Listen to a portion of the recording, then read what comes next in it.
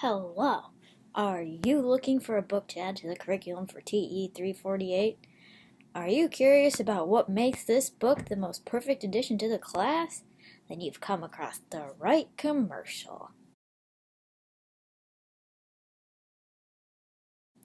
Fish in a Tree by Linda Mullally Hunt would definitely be beneficial to include in the list of books for TE 348. Before I explain why, I'll give you a quick summary as to what the story entails.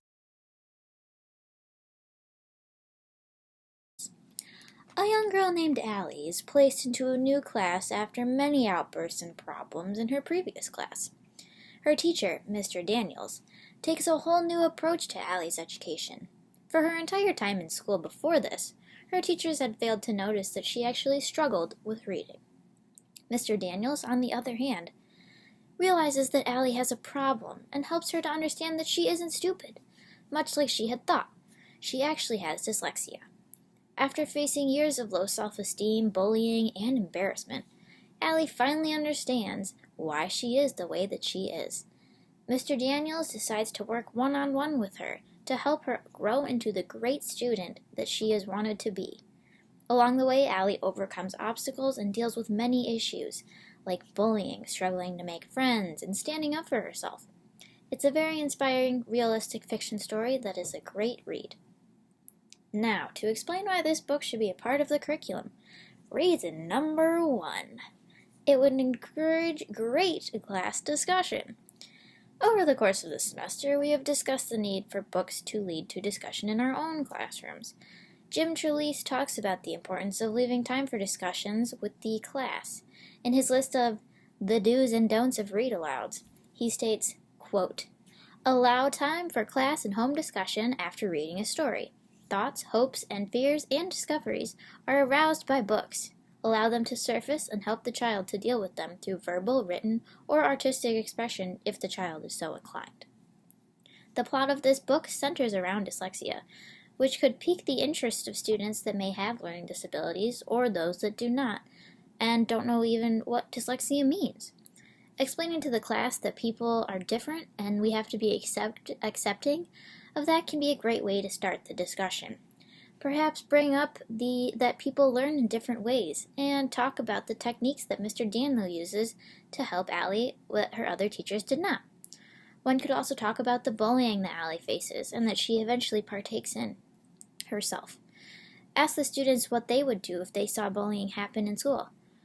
Another topic to touch on could be the family dynamic in Allie's family, as Allie's dad is actually away on military leave, and her mother has to take care of her whole family. Overall, there are multiple routes the discussion could go down, but there will definitely be plenty for the class to talk about. Reason number 2. Fish in a Tree could be a perfect example of mirrors and windows. If a student has dyslexia or a learning disability, they would greatly identify with Allie, which would be a great example of a mirror. As we discussed in class, mirrors are when we see ourselves reflected in what we read, acting as a sense of validation for the reader. However, we also discussed one issue being that not everyone sees him or herself reflected in the books that are read. Some may consider the tale of Allie actually as a single story, which is a common issue related to this problem that we mentioned in class.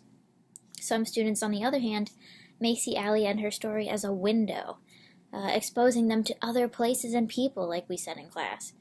For many of the students in class, coming across someone with dyslexia is something they've never experienced. But it's important as future teachers to understand what dyslexia is and what it entails. So using this book as a window can open students' eyes to a whole new world that they've never been exposed to previously. Reason number 3.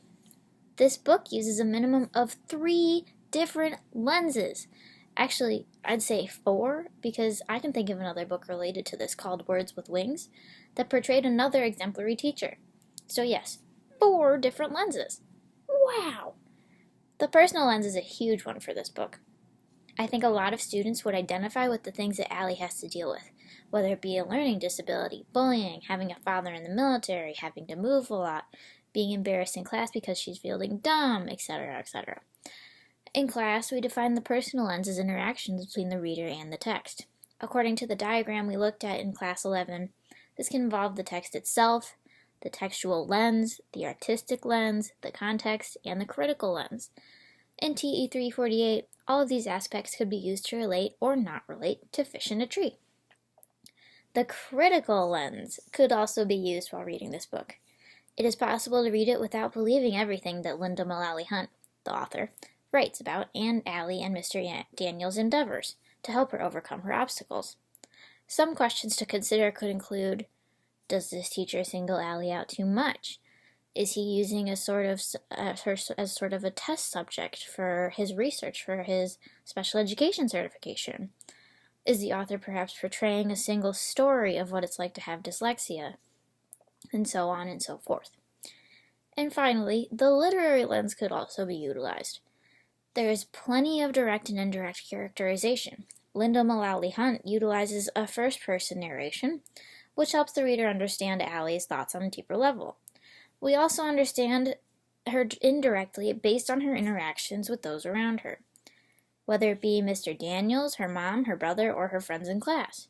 There is plenty of imagery throughout the story as well, as Allie prefers to draw instead of read, because she struggled with it for so long.